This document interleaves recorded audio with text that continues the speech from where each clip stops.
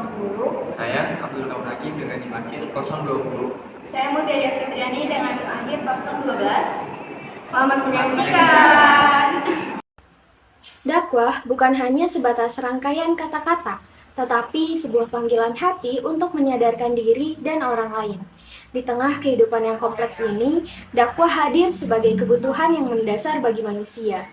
Mereka membutuhkan panduan yang dapat mengarahkan mereka menuju kebaikan dan kebenaran. Untuk memahami lebih mendalam konsep dakwah sebagai kebutuhan bagi manusia, marilah saksikan presentasi kami dengan judul Dakwah sebagai Kebutuhan bagi Manusia. Secara bahasa, dakwah berasal dari kata da'a, yad'u, dan du'an yang memiliki arti seruan, ajakan, atau panggilan. Sedangkan menurut istilah, dakwah adalah kegiatan yang bersifat mengajak dan memanggil orang untuk taat kepada Allah Subhanahu wa taala sesuai dengan garis kaidah, syariah, dan akhlak Islamnya. Adapun pengertian kebutuhan adalah segala sesuatu yang diperlukan manusia untuk mempertahankan hidupnya atau untuk memperoleh kemakmuran pada manusia itu sendiri. Kebutuhan manusia sifatnya tidak terbatas. Artinya, selama ia masih hidup, maka ia akan terus memiliki kebutuhan. Kebutuhan-kebutuhan fisiologis adalah sekumpulan kebutuhan dasar yang paling mendesak pemenuhannya karena terkait dengan kelangsungan hidup manusia. Kebutuhan yang pemenuhannya tidak mungkin ditunda. Dalam konteks kebutuhan fisiologis, dakwah dapat berperan sebagai faktor penunjang kesehatan mental dan fisik manusia melalui penyediaan ketenangan pikiran, pembentukan perilaku positif, dan penguatan ikatan sosial. Di sini saya akan menjelaskan tentang kebutuhan manusia terhadap dakwah. Ada beberapa landasan bahwa dakwah merupakan kebutuhan primer bagi manusia. Yang pertama, ada kebutuhan manusia terhadap dakwah melebihi kebutuhan manusia terhadap makanan. Maksudnya, Allah Subhanahu wa taala menciptakan manusia dengan sempurna atau ahsana taqwim, dengan dibekali akal dan nafsu untuk membedakan manusia dengan makhluk lainnya. Kemudian Allah Subhanahu wa taala telah mengilhamkan kepada manusia jalan yang baik dan jalan yang fujur atau sesat. Karena itulah manusia membutuhkan dakwah atau nasihat orang lain agar tidak futur dalam menjalankan ketaatan kepada Allah. Karena perintah Allah ini itu banyak dan berat sehingga manusia membutuhkan teman atau jamaah yang saling mengingatkan di antara mereka. Begitu juga pada hakikatnya nafsu manusia, karena nafsu manusia itu menyukai atau condong kepada hal-hal yang dilarang, sebagaimana firman Allah Subhanahu wa taala yang artinya dan saling menasihati dalam kebenaran dan saling menasihati dalam kesabaran. Begitu juga pada hakikatnya nafsu manusia, karena nafsu manusia itu menyukai atau condong kepada hal-hal yang dilarang, sebagaimana firman Allah Subhanahu wa taala yang artinya dan saling menasihati dalam kebenaran dan saling menasihati dalam kesabaran. Kemudian yang kedua, ada dakwah melahirkan pribadi baik yang bermanfaat bagi masyarakat dan negara. Nison Tohadi dalam bukunya yang berjudul Kuantum Dakwah dan Tarbiyah mengatakan dakwah selain kewajiban syariat, dakwah juga merupakan kebutuhan manusia secara universal. Artinya, setiap manusia dimanapun ia berada tidak akan pernah hidup dengan baik tanpa adanya dakwah. Kemudian dari individu ini melahirkan sebuah keluarga yang baik, kemudian dari keluarga yang baik akan melahirkan masyarakat yang baik, dan tidaklah mustahil dari masyarakat yang telah tertanam ruh kebaikan akan melahirkan negara yang baik pula. Yang ketiga ada dakwah menjadikan manusia mulia. Dakwah dalam perspektif yang luas merupakan jalan untuk membangun sistem kehidupan masyarakat yang mengarahkan umat manusia menuju penghambaan totalitas dalam semua dimensi kehidupan mereka hanya kepada Allah Subhanahu wa taala. Di sini dakwah berperan memberikan harapan akan lenyapnya egoisme dari masyarakat kita.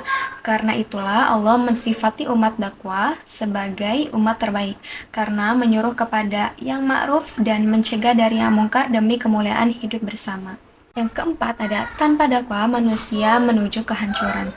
Dakwah berarti menyeru atau mengajak manusia kepada suatu sistem yang diridhoi Allah, yaitu Islam. Manusia adalah makhluk ciptaan Allah, dan Allah Maha mengetahui mana yang terbaik untuk mereka dengan memberikan kepada mereka rambu-rambu sehingga tercipta kehidupan yang teratur dan tenang. Karena itulah Allah mengutus para rasul untuk menyampaikan risalahnya kepada manusia, supaya mereka berjalan di atas sistem yang telah Allah gariskan pada mereka. Poin selanjutnya yakni mengenai tujuan dan orientasi dakwah. Nah, dakwah memiliki tujuan dan orientasi yang bervariasi, tergantung pada konteks, nilai, dan tujuan masing-masing individu atau kelompok yang melakukan dakwah. Namun, secara umum, tujuan dan orientasi dakwah dapat dilihat dari beberapa perspektif. Nah, yang pertama itu adalah penyebaran ajaran agama. Salah satu tujuan utama adalah menyebarkan ajaran agama kepada masyarakat.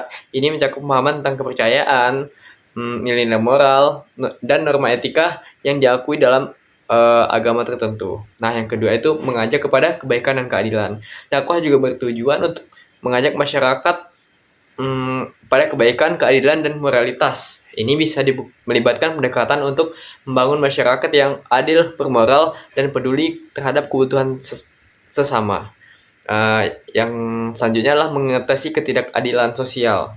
Nah, beberapa gerakan dakwah bertujuan untuk mengatasi ketidakadilan sosial, termasuk kemiskinan, ketidaksetaraan, dan pelanggaran hak asasi manusia. Selanjutnya itu pemberdayaan masyarakat. Nah, beberapa bentuk dakwah itu bertujuan untuk memberdayakan masyarakat, khususnya melalui pendidikan, keterampilan, dan pengembangan ekonomi. Nah, hal-hal tersebut itu contohnya adalah majelis taklim yang ada di di desa, mungkin di berbagai daerah yang emang sulit untuk mendapatkan bantuan dari pemerintah gitu. Nah, jadi dakwah itu sarana untuk mengembangkan pemberdayaan masyarakat.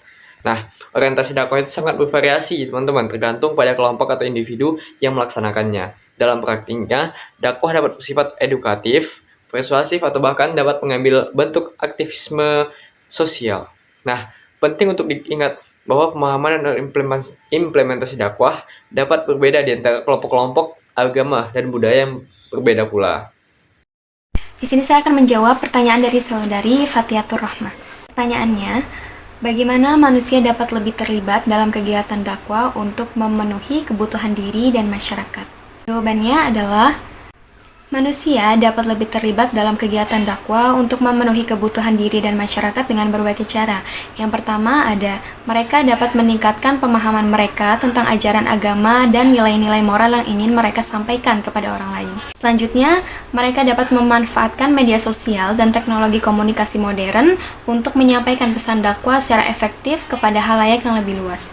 Melibatkan diri dalam organisasi dakwah atau kelompok-kelompok keagamaan juga merupakan cara yang baik untuk bersama-sama mencapai tujuan ini. Selain itu, sikap rendah hati, kesabaran, dan empati yang sangat penting dalam upaya dakwah. Karena ini dapat membantu membangun hubungan yang baik dengan orang lain. Dengan keterlibatan yang kuat dan berkelanjutan dalam kegiatan dakwah, manusia dapat memenuhi kebutuhan spiritual. Dengan keterlibatan yang kuat dan berkelanjutan dalam kegiatan dakwah, manusia dapat memenuhi kebutuhan spiritual mereka sendiri sambil berkontribusi positif kepada masyarakat dan membantu memperbaiki moral serta nilai-nilai dalam kehidupan sehari-hari. Selanjutnya saya akan menjawab pertanyaan dari Afila Yunusifa.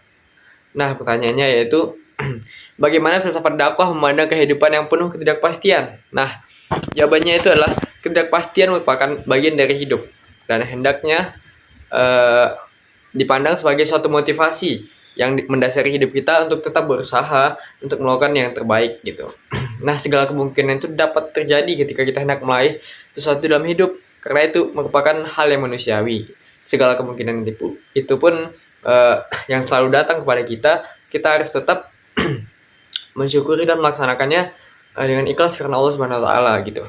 Nah, bisa saja sesuai dengan apa yang kita harapkan, dan bisa jadi tidak sesuai dengan apa yang kita harapkan. Dengan demikian, dalam menjalani hidup kita harus dalam menjalani hidup yang penuh ketidakpastian ini, kita harus tetap berdoa dan berikhtiar kepada Allah Subhanahu wa taala. Dari semua materi yang telah dijelaskan, dapat kita simpulkan bahwa kebutuhan manusia terhadap dakwah memiliki arti bahwa dakwah merupakan aspek penting dalam kehidupan manusia. Manusia memiliki kebutuhan batiniah untuk mendapatkan panduan spiritual, moral, dan etika, serta untuk mencari pemahaman yang lebih dalam tentang tujuan hidup mereka. Dengan kata lain, manusia membutuhkan dakwah untuk mencapai kebahagiaan di dunia dan di akhirat. Terima kasih sudah menonton. Semoga bermanfaat. Wassalamualaikum warahmatullahi wabarakatuh.